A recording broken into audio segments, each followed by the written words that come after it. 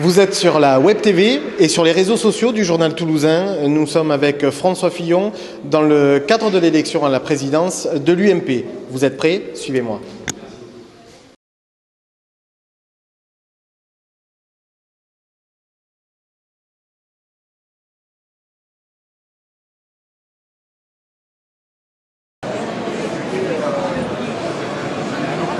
Sacha Briand, bonsoir. La campagne de l'UMP, elle a pris un tournant un peu musclé là, ces derniers jours. Ça vous inquiète en Haute-Garonne ou pas du tout? Non, ça ne m'inquiète pas. Dans les derniers jours, la tension monte, c'est normal. Il y a des petites phrases, mais les petites phrases ne comptent pas. Je crois que ce qui compte, c'est vraiment le choix que les adhérents feront dimanche sur la stratégie. Et la stratégie proposée par François Fillon, chacun l'a compris, c'est de rassembler le plus largement possible et de parler à tous les Français. Alors François Fillon a, dans une interview, dit qu'il fallait faire attention à ne pas se droitiser, mais être le plus large possible, à s'adresser à la droite, au centre et même à la gauche, il a dit. C'est votre opinion? Moi j'ai constaté par mon engagement depuis des années que pour gagner une élection, il fallait souvent faire plus de 50%. Et pour faire plus de 50%, il nous faut aller chercher les électeurs du Front National qui se sont laissés berner, il nous faut aller chercher les électeurs du centre, mais également les électeurs de gauche qui parfois ont pu croire aux promesses du candidat socialiste et sont aujourd'hui trompés. Qu'est-ce qu'il faut pour être un bon président de l'UMP? Il faut cette capacité de rassemblement qui caractérise François Fillon. Il faut cette volonté d'incarner pour la France une alternance et une espérance pour les Français. Xavier Spanghero, on est à quelques jours de l'issue de cette élection. Déjà, comment elle s'est passée en Haute-Garonne pour vous? Elle s'est passée avec beaucoup d'enthousiasme, malgré les défaites de mai et de juin. On a gardé, les adhérents sont concernés, quoi qu'on en dise. Ils sont présents, ils sont intéressés, il y a du monde aux réunions, comme je pense qu'on va le voir encore ce soir, donc je pense que c'est positif. Le fait que le responsable de la campagne de Jean-François Copé ici, donc vous, soyez présent à la soirée de François Fillon, c'est quoi? C'est un signe d'unité à l'UMP? Oui, je pense. Et je pense qu'on est plus unis que ce qui peut se dire par ailleurs. On a fait des débats pendant 2 mois pour la campagne et en fait on s'aperçoit que sur 80% des choses on est d'accord. On a des différences, des singularités.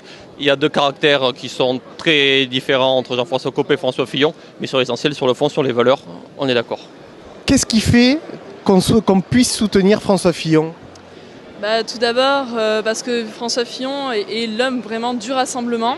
C'est un homme qui comme je l'avais dit précédemment, permet de rassembler des électeurs centristes comme des électeurs qui sont plus droitisés.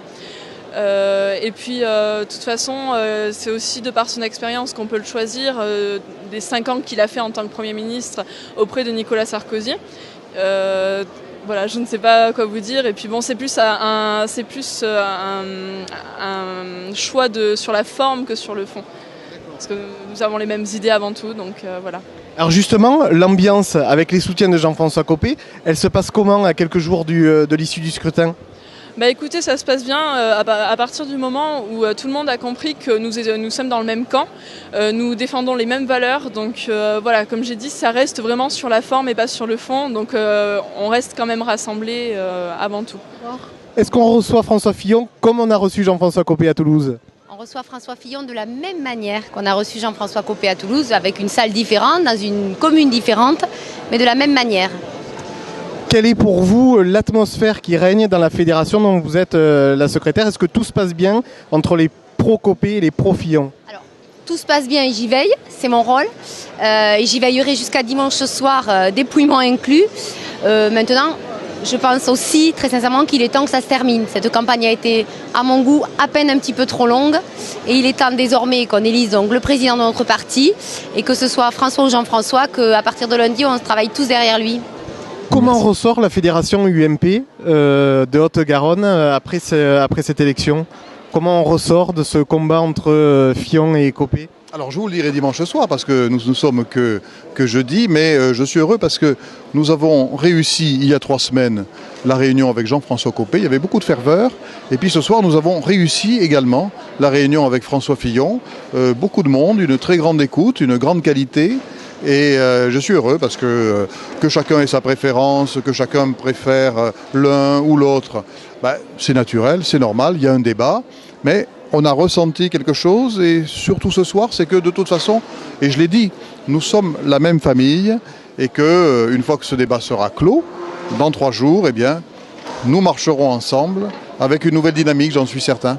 Ça veut dire quoi? Ça veut dire que malgré la défaite d'il y a 6 mois, les militants sont restés mobilisés? Il n'y a pas eu de vague à l'âme Vous l'avez vu, la salle était pleine et la salle Mermoz, la remplir, c'est pas forcément très facile. La salle de l'Union, il y a 3 semaines, était pleine aussi. Et c'est rare, effectivement, de voir qu'un parti qui a perdu la présidence de la République, qui a perdu les élections législatives, qui a perdu le Sénat, soit à ce point capable de mobiliser si vite. Je crois que ça en dit long sur l'état de l'opinion et sur le fait que, certes, François Hollande a été élu, on ne conteste pas, mais visiblement, il n'y a pas d'adhésion. Et le fait d'avoir un cap politique extrêmement incohérent, extrêmement brouillé, je crois que ça remobilise les nôtres.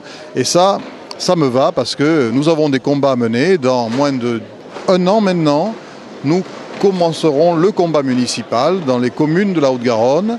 Et il faut que nos militants soient là. Et visiblement, ils sont déjà là. Alors justement, dernière question. François Fillon a dit à la tribune, Jean-Luc Moudenc, c'est l'homme pour reconquérir la mairie à Toulouse. Vous êtes prêts? Écoutez, dès le lendemain de ma défaite en 2008, j'ai décidé de continuer le combat. Parce que je suis un homme à ne pas laisser les choses, à ne pas abandonner, à ne pas baisser les bras. J'ai beaucoup de ténacité. En cela, d'ailleurs, je me reconnais dans un certain trait de caractère de François Fillon. Et donc, je mène ce combat depuis 4 ans et demi. Beaucoup sont autour de moi et je suis sûr que dans les mois à venir, les troupes vont grossir, la mobilisation va se faire. Et en tout cas, nous allons pouvoir proposer un projet nouveau aux Toulousains. Et ce projet, nous allons y travailler ensemble dans les mois à venir. Donc c'est une campagne qui s'est déroulée pour la campagne que j'ai faite, pour la campagne que j'ai vue, d'une façon formidable. Parfois, quand je lis les échanges entre les uns ou les autres, j'ai l'impression que c'est une autre campagne.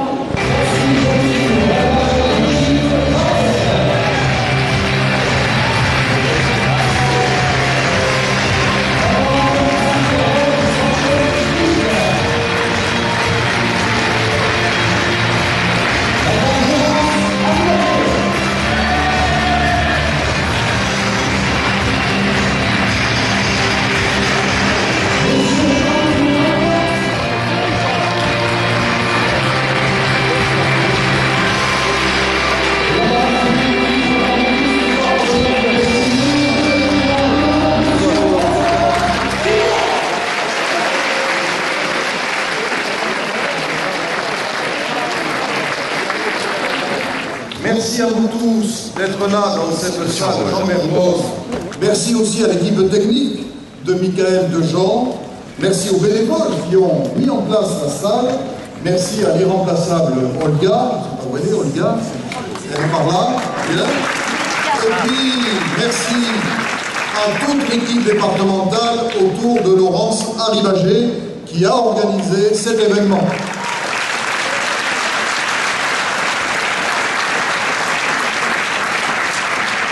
Mon cher François, je te souhaite la bienvenue à Toulouse. Bienvenue chaleureuse. Il y a quelques mois, tu étais là. Au mois d'avril dernier, avec Alain Juppé, avec François Barouin, nous avions fait une bien belle réunion dans la ville au nom prédestiné de l'Union. Et puis, quelques semaines plus tard, tu avais eu la gentillesse de revenir et de clôturer la campagne de premier tour des élections municipales, des élections législatives, des élections législatives, un lapsus.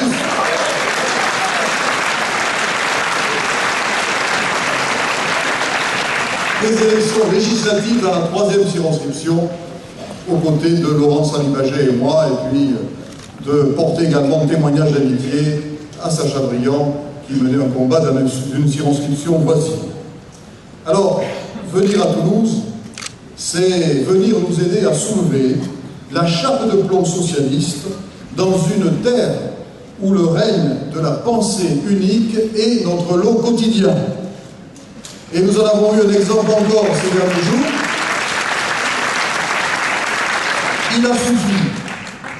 Il a suffi que je prenne position la semaine dernière sur des questions de remise en cause du mariage et de la filiation, pour que dans la foulée soient déchaînées des polémiques, des attaques personnelles, des déformations de réalité inacceptables.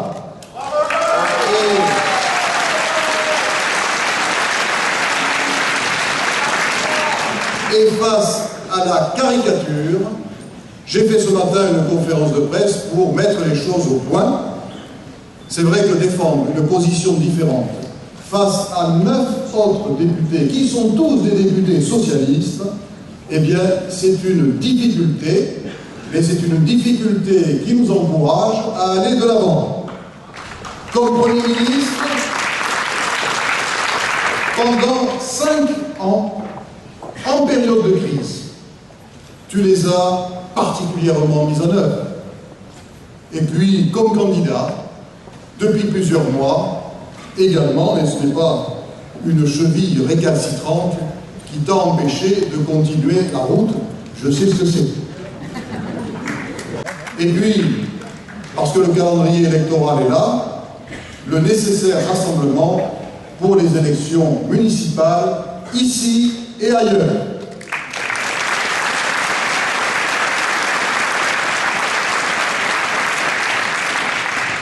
Mais il n'y a pas de rassemblement sincère et qui tienne sans le respect des diversités, de la personnalité des uns et des autres, de la sensibilité des uns et des autres.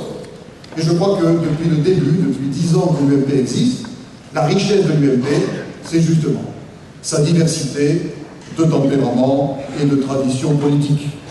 Alors dimanche soir sonnera, j'ai envie de dire enfin, l'heure de notre unité dans un nouvel élan. La campagne interne s'achève et je crois que c'est une bonne chose. Pourquoi? Parce qu'il est temps de nous mettre en ordre de bataille. Il est temps de concentrer notre énergie à combattre le pouvoir socialiste qui ne fait pas les bons choix pour la France, et François vous le dira. Et il est temps de préparer les échéances locales. Alors pour tout cela, oui, nous avons besoin de clore le débat et d'aller de l'avant. Et nous, Fédération de la Haute-Garonne, nous travaillerons avec celui qui sera élu, et nous le ferons dès dimanche soir. Cher François, chers amis des 8 départements de l'Épipérédée, chers élus, chers cadres de la Haute-Garonne, quel plaisir de vous retrouver ce soir dans la dernière ligne droite pour le choix de cette équipe qui va conduire la destinée de notre parti, en sachant que, comme vient de le dire à l'instant Jean-Luc Gaudin, comme l'a dit François Fillon, comme l'a dit Jean-François Copé, au lendemain du dimanche soir, de toute façon, les deux équipes seront rassemblées. Je voudrais vous exprimer en quelques mots et très rapidement, parce que c'est François Fillon ce soir la vedette, quelles sont les raisons pour lesquelles j'ai affiché, depuis bientôt plus d'un mois, mon choix pour François Fillon. Je crois que tout le monde l'a dit, mais on dit que la pédagogie c'est l'art de la répétition. Le maître mot de François Fillon, dès le départ, dès le début, dès l'origine, ça a été le mot de rassemblement. Nous sommes en effet dans une période où les Français, et pas seulement les militants UMP, sont très affligés, ont besoin d'apaisement, ils sont dans une période de doute, due à la crise économique, la crise sociale, mais la crise politique aussi. Quand on voit les dérives de ce gouvernement avec ce bateau ivre, son capitaine, devenu d'ailleurs ministre de la Justice, il décide de tout, il ordonne des enquêtes préliminaires, des instructions, il est extraordinaire, on entend plutôt Bira, d'ailleurs c'est peut-être pas plus mal. Et je trouve que vous avez suivi cet incident assez grave qui s'est passé au sein du gouvernement mardi. Vous avez le culot de dire, en s'adressant à la droite parlementaire, le retour du terrorisme, c'est vous. Eh bien, le mot de terrorisme, il ne faut pas l'employer à la légère. Dans cette région qui a été marquée, Montauban et Toulouse, par cette terrible affaire de Mohamed Merah, le terrorisme, ça a un sens. Ça veut dire qu'il est proche de chez nous, et ça veut dire qu'il faut savoir s'attaquer avec les armes qu'il faut. Alors, je sais que Manuel Valls a un peu d'abysme, et qui se souvenait qu'à l'époque où il siégeait comme simple député d'opposition sur les bancs de l'Assemblée, il avait un tout autre discours dans ce domaine. Et qu'à ce titre déjà, ce n'est pas seulement des retraits qu'il aurait dû présenter à l'opposition d'aujourd'hui, mais de véritables excuses. C'est un vrai scandale qu'il ose dire que le retour du terrorisme, c'est nous, alors que la LOPSI 2, la loi sur la sécurité intérieure que nous avons faite en 2011, qui précisément devait permettre de lutter de façon plus efficace contre le terrorisme, contre la menace du radicalisme, contre la criminalité organisée, c'était pas nous, c'était pas eux, c'était nous. Et qu'à cette époque-là, les socialistes, bien sûr, avaient voté contre. Aujourd'hui, ils nous annoncent qu'il va reprendre des lois qu'ils ont non seulement combattues en tant que députés, mais que Mme Taubira s'est empressée d'anéantir dès qu'ils ont repris le pouvoir. Alors, je voudrais rappeler, qui s'est opposé à la vidéosurveillance, au croisement des fichiers de renseignement? C'est vous, pas vous dans la salle, les socialistes. Qui s'est opposé au traitement des données informatiques liées à la téléphonie, à l'utilisation des réseaux IP qui précisément ont permis de retrouver Mohamed Merah aussi rapidement? C'est vous, Manuel Valls. Qui s'est opposé à la nouvelle loi sur le terrorisme qui a été proposée par Nicolas Sarkozy précisément après cette affaire Mohamed Merah pour imposer un contrôle un peu plus serré d'un certain tourisme particulier chez les talibans? C'est vous qui continue à supprimer tous ces textes. C'est encore vous, le gouvernement en place, qui continue à diviser les Français. C'est vous. Alors, force est de constater aujourd'hui, il n'y avait pas lieu d'en prendre en page, comme l'a dit Éric Ciotti à l'Assemblée, qu'effectivement, aujourd'hui, on rencontre dans tous nos territoires un accroissement des crimes et des délits. Mais nous ne disons pas, nous, qui sommes responsables.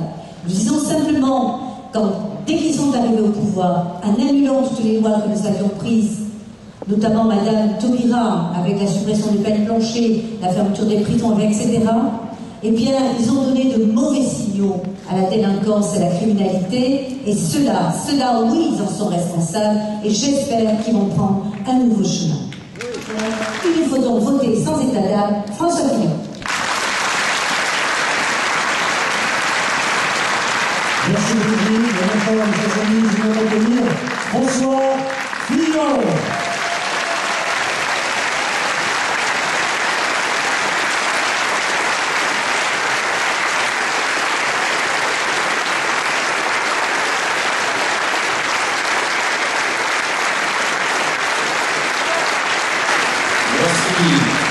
Chaleureux, bon, on n'est pas loin dans cette ville de Toulouse et dans cette région où je suis déjà venu 2 fois il y a si peu de temps pour mener le même combat, pour mener ce combat pour nos valeurs, pour mener ce combat que nous n'avons pas gagné et qu'il faut que nous gagnions pour notre pays.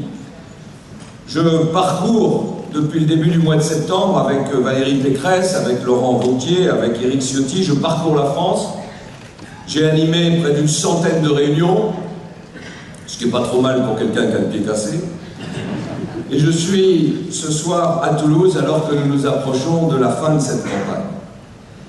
Je veux d'abord saluer tous les militants qui sont ici et qui représentent les fédérations du Tarn et Garonne, de l'Ariège, du Lot, des Hautes-Pyrénées, de l'Aveyron, du Gers, et puis bien sûr tous les militants de Toulouse et de votre fédération, et vous me permettrez de dire toute mon amitié, tout mon soutien, tout mon respect, toute mon admiration au président de votre fédération, à Jean-Luc Boudinck.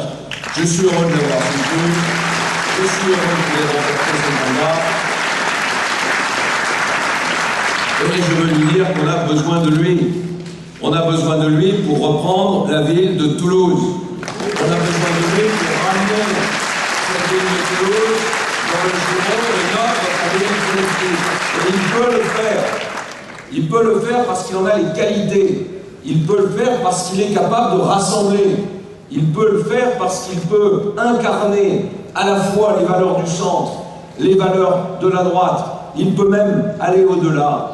Parler au plus grand nombre des habitants de cette ville et leur montrer que la direction qu'ils ont prise avec un maire socialiste, avec un maire qui est sectaire, avec un maire qui n'incarne pas ce dynamisme de Toulouse, eh bien, lui peut faire ce rassemblement. Je vous demande d'apporter tout votre soutien à Jean-Luc Boudinck. Laurent Sarou-Bachet, votre secrétaire départemental, et lui dire que notre parti repose sur ses secrétaires départementaux. Il repose sur leur engagement, il repose sur leur loyauté, il repose sur leur capacité à arbitrer tous ces conflits qui sont naturels dans une grande famille politique comme la nôtre. Et le rôle du secrétaire départemental, surtout à la veille de cette élection, c'est de faire en sorte que l'élection se passe bien. C'est de faire en sorte que ce soit une belle élection. Et une belle élection, c'est une élection où il y a une forte participation, et c'est naturellement une élection que personne ne devra pouvoir contester. Je veux dire combien je suis heureux d'avoir Brigitte Barège à mes côtés, combien je suis heureux qu'elle me soutienne, combien je suis heureux qu'elle aille porter ma parole.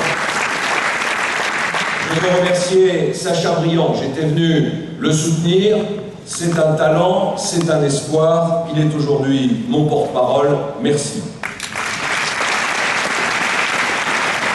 Parce que si on laisse les Français seuls face à leurs désillusions, alors ils risquent d'aller vers la crise politique. Ils risquent de chercher d'autres moyens d'exprimer leur mécontentement. Et comme il n'y a pas d'élection présidentielle, d'élection législative avant 4 ans et demi, oui, le risque d'une aventure, le risque du conflit social, le risque de la violence existe quand un gouvernement est déjà décrédibilisé au tout début de son mandat. L'espérance, c'est le cœur invincible de la République. Et je veux vous dire que ce cœur, il ne doit pas flancher, il ne flanchera jamais. Parce que, pour nous, à l'UMP, la France, au fond, c'est notre seconde famille. Et une famille, on la défend. Et on la défend avec courage et avec générosité. J'avais choisi pour ma campagne un slogan que je ne regrette pas. Ensemble, soyons les militants de la France. La voix des militants, c'est-à-dire la vôtre, elle est venue amplifier depuis le début du mois de septembre cette marche militante que j'ai engagée avec vous. Et cette voix, je veux que le 18 novembre, elle touche aussi au-delà des militants, au-delà des adhérents de notre famille politique, ces millions de sympathisants et d'électeurs qui attendent ce sursaut, qui espèrent le sursaut de notre pays. Cette voix, je veux qu'elle monte vers tous les Français qui sont en train de découvrir l'impasse socialiste. Je veux qu'elle monte vers tous ceux qui, élus sur des illusions mensongères, cette majorité socialiste, commence à vaciller. C'est à nous de les faire vaciller. C'est à nous. Je veux vous dire, mes amis, que je ne regrette rien. Je ne regrette rien de ce quinquennat tonitruant. J'assume ces réformes. Parce que quand on sert la France, on ne s'excuse pas de son audace et on ne s'excuse pas d'avoir dit la vérité. J'assume avec Nicolas de n'avoir jamais cédé aux intimidations de la rue. Parce que lorsque l'intérêt national est en jeu, moi, je ne transige jamais. C'est vrai que nous n'avons pas tout réussi. Mais personne ne peut dire que nous n'avons pas osé. Et j'ai la conviction que l'histoire donnera ses lettres de noblesse à ces années courage, à ces années où nous nous sommes battus contre la crise et pour le changement. Vous savez, avec Nicolas, pendant 3 ans, à partir du moment où la crise économique européenne nous a frappés, nous n'avons eu qu'une seule obsession: empêcher l'économie française de s'effondrer, empêcher l'économie française d'entrer durablement en récession. Et nous nous sommes battus matin, midi et soir pour cela. Et nous avons réussi, parce que nous avons empêché l'économie française d'entrer en récession. Nous sommes restés du bon côté. Si nous étions entrés en récession, ça veut dire que nous aurions basculé du côté de l'Espagne, du côté de l'Italie, du côté du Portugal, du côté de la Grèce. Et alors sans doute, la monnaie européenne elle-même aurait vacillé. Parce que l'Allemagne, quelle que soit sa force, n'aurait pas pu tirer toute seule un train dont tous les wagons étaient en récession. Oui, c'était notre obsession. Et pour réussir à éviter cet effondrement qui menaçait l'économie française, nous avons dû prendre des décisions difficiles. Nous avons dû prendre des décisions dures. Nous avons dû, sans doute, parfois heurter nos concitoyens. J'utilise souvent cette image, Nicolas et moi, on a été des pompiers. Et quand les pompiers essayent d'éteindre un incendie, chacun sait, ils font des dégâts. Alors oui, c'est vrai, on a fait des dégâts. Et certainement que des Français nous l'ont reproché, et c'est la raison pour laquelle ils ont choisi de voter pour ceux qui leur chantaient une chanson plus agréable. une chanson plus aimable, une chanson plus facile, il n'y a pas de crise. Et vous allez voir, il suffit de faire payer quelques personnes très riches et on va sauver l'économie française. C'est la raison pour laquelle nous avons été battus. Parce qu'aujourd'hui, on voit bien, maintenant que les pompiers sont partis, eh bien l'incendie a repris de plus belle et personne n'est plus là pour empêcher l'effondrement de l'économie française. Et on va tout droit en 2013 vers la récession. On va tout droit vers la récession quand on voit que notre économie est à zéro et que les socialistes ont décidé d'ajouter 20 milliards d'euros d'impôts sur cette économie qui est déjà une économie asphyxiée, dont près de 11 milliards sur les seules entreprises. Oui, le 16 mai 2012, j'ai quitté Matignon avec le sentiment d'avoir fait mon devoir. J'ai songé un moment à prendre un peu de recul. 5 ans à Matignon, 5 ans à travailler sous l'autorité de Nicolas Sarkozy, ça mérite quelques vacances, ça mérite un peu de repos.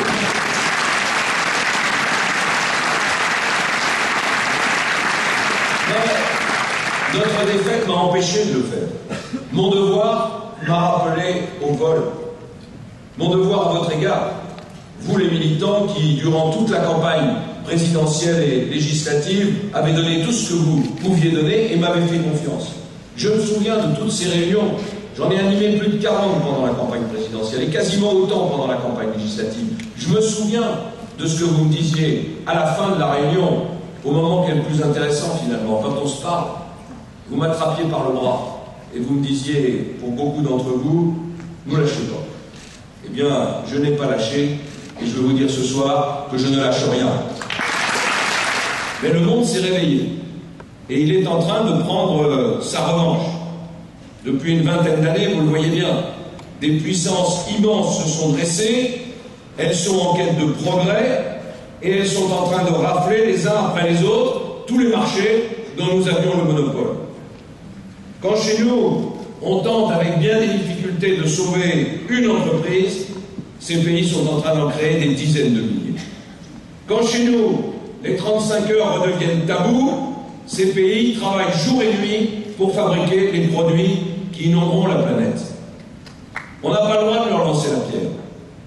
Parce qu'au fond, ce que font ces peuples, ce que font les Chinois, les Indiens, les Coréens, le continent asiatique tout entier, c'est quoi? C'est ce que nos parents, nos grands-parents et nos arrière-grands-parents ont fait pour nous. Ils travaillaient 12 heures par jour dans les champs, dans les usines, dans les laboratoires, et c'est eux qui ont bâti la fortune de notre pays. Alors face à ce basculement de l'histoire, c'est vrai, il faut le reconnaître, la France et l'Europe ont tardé à prendre les mesures énergiques nécessaires pour livrer la bataille économique. Et alors, un processus de déclin a commencé. Année après année, nos marchés se sont rétrécis, nos richesses ont décru, et nous nous sommes endettés à plus soif pour maintenir quand même, coûte que coûte, le mode de vie qui était le nôtre. Eh bien maintenant, c'est l'heure de vérité.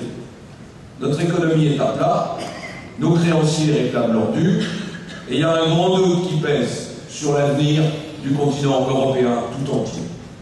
Pendant sa campagne, François Hollande a nié tout ça. Il a refusé de le voir.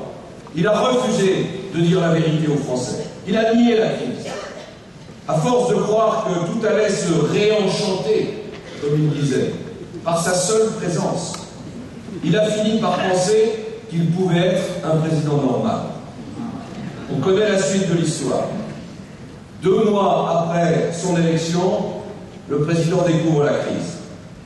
Pendant l'été, j'ai eu l'espoir que cette découverte tardive le conduise enfin à changer de politique. Et si vous vous en souvenez, je l'ai interpellé en lui disant « Devenez le chef de l'État ». C'était pas ironique. Ça m'avait pas échappé qu'il avait été, hélas, élu président de la République.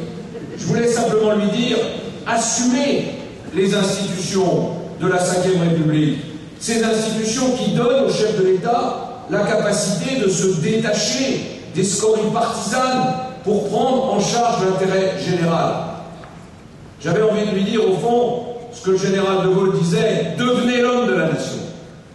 L'homme de la nation, c'est celui qui est capable de déplaire à ses amis pour défendre l'intérêt de son pays.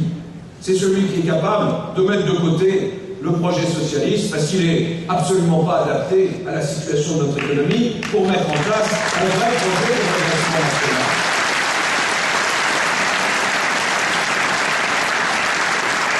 Plutôt que d'imiter les accents de François Mitterrand, François Hollande aurait pu s'inspirer de Pierre Mendès France.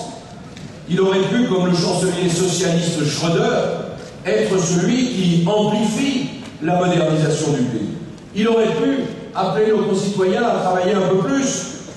Il aurait pu soutenir nos entreprises au lieu de les dénigrer et de les étouffer. Il aurait pu continuer à renforcer l'État en poursuivant l'effort de réforme que nous avions entrepris, au lieu de reprendre le recrutement de fonctionnaires et la machine à dépenser. Mais il ne l'a pas fait. Je vais peut-être vous choquer, s'il l'avait fait cet été, moi je l'aurais soutenu. Parce que pour moi, mon pays, c'est plus important que mon parti. Et je suis inquiet de la direction de la politique, parce qu'elle nous mène à une véritable catastrophe. À diriger notre pays, soutenu par le Parti Socialiste, encore que des fois, on s'aperçoit que c'est difficile d'avoir le soutien du Parti Socialiste, mais l'homme du rassemblement, c'est pas ça. L'homme du rassemblement, c'est celui qui est capable de parler à tous les Français en même temps. C'est celui qui est capable de tendre la main à tous les Français dont on a besoin pour engager l'œuvre de redressement national. Il ne l'a pas fait. Alors il y a des observateurs qui disent qu'il ne l'a pas fait par idéologie. Moi je trouve que c'est lui faire beaucoup de crédit que de penser qu'il a une idéologie. La vérité c'est qu'il n'a aucune idéologie.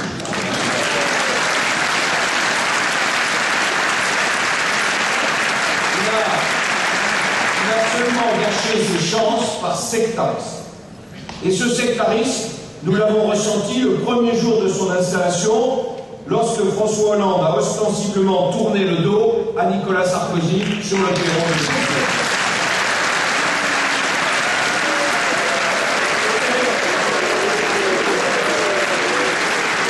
C'était d'abord un geste discourtois et humiliant pour les millions d'électeurs qui n'ont pas voté socialiste.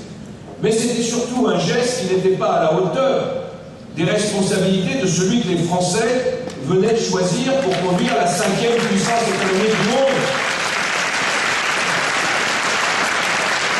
Ce sectarisme, il est dans les propos blessants de François Hollande à l'égard des investisseurs, à l'égard des entrepreneurs, qui seraient selon lui coupables de la crise, coupables des licenciements, coupables de ne pas produire plus de voitures en France. Franchement, l'entreprise Peugeot, qui a plus d'un siècle d'histoire, ne méritait pas les critiques publiques d'un gouvernement d'amateurs qui était là depuis moins de 100 jours.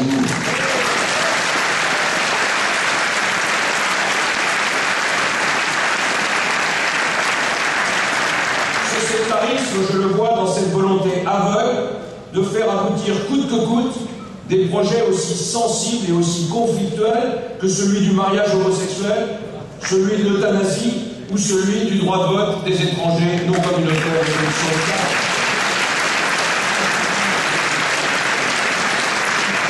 Je veux vous dire que je suis farouchement hostile à ces projets et que je les combattrai sans relâche pour des raisons politiques, mais aussi pour des raisons philosophiques.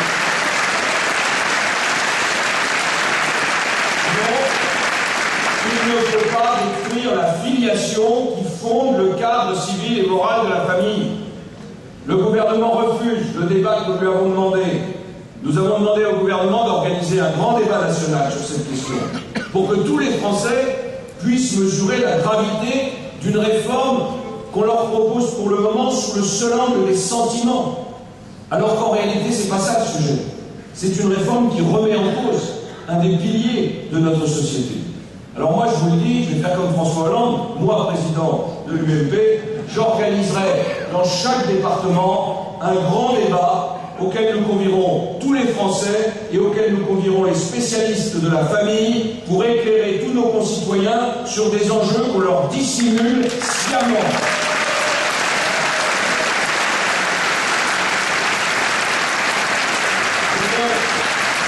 Je veux aller plus loin que la protestation. Je veux mobiliser la conscience des Français parce que c'est la seule chance que nous avons de faire reculer le gouvernement sur un projet qui est un projet qui n'a pas été réfléchi et qui est dangereux pour l'avenir de la société française. À la fin de vie, je vous le dis, bien sûr on connaît tous des situations difficiles dans ces familles et je viens même d'en connaître une. Mais ça ne nous donne pas le droit de légiférer sur le droit de donner la mort.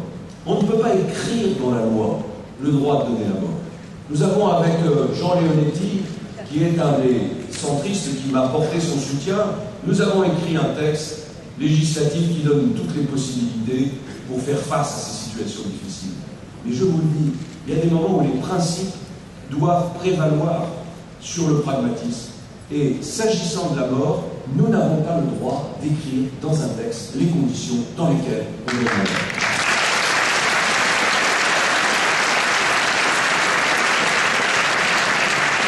Sur le vote des étrangers, non, il ne faut pas sectionner la citoyenneté de la nationalité.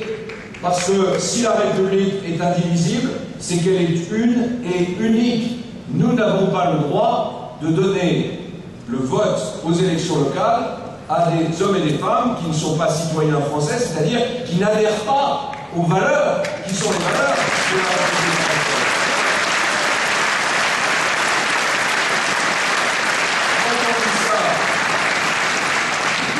On n'est pas xénophobe.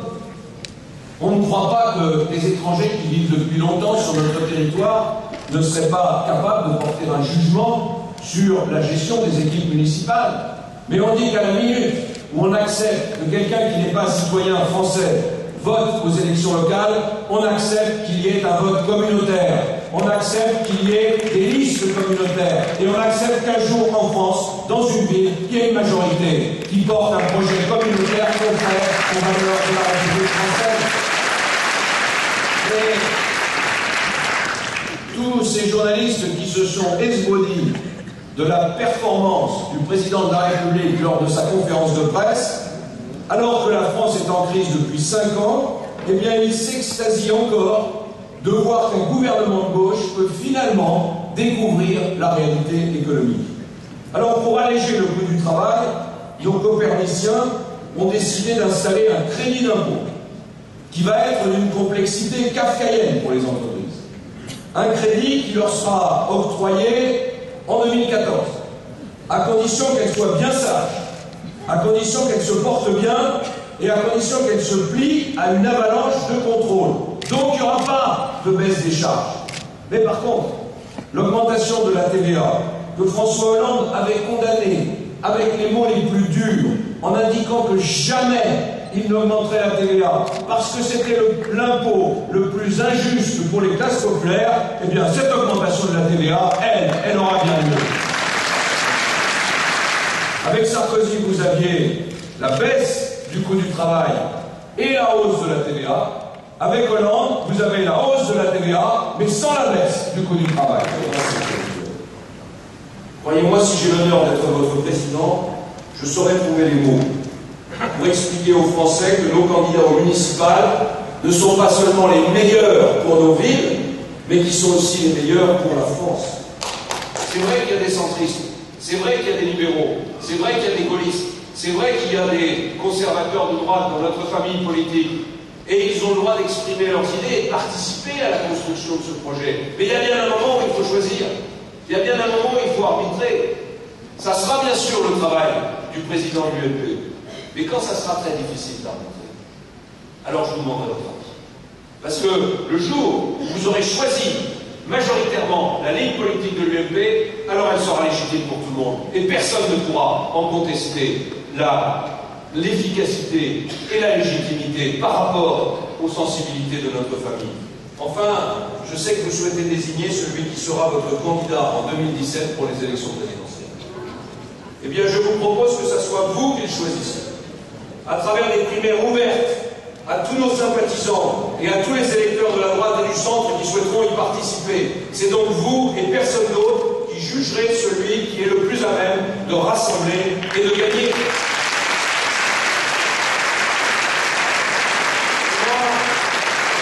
Sur ce sujet, j'ai toujours fait preuve de la plus grande franchise.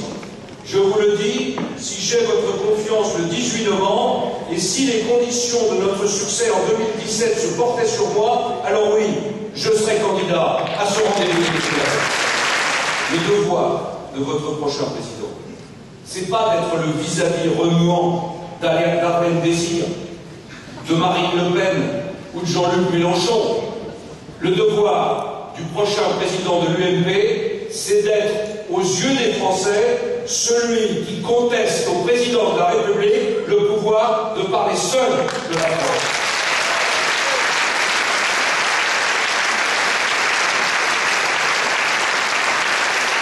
C'est dans cet esprit que je vous ai présenté une équipe. Si vous choisissez de nous faire confiance, le secrétaire général de l'UMP s'appellera Valérie Pécresse. Je vais prendre à la demande de Valérie Pécresse plusieurs fois par semaine la décision d'envoyer les forces de police et de gendarmerie pour dégager les manifestants qui occupaient les facultés et les universités. Ça s'appelle le courage. C'est pas seulement des discours. Si vous me faites confiance, c'est Laurent Wauquiez qui sera le vice-président de notre formation politique. J'ai besoin de vous pour convaincre les indécis. J'ai besoin de vous pour entraîner ceux qui hésitent à aller voter.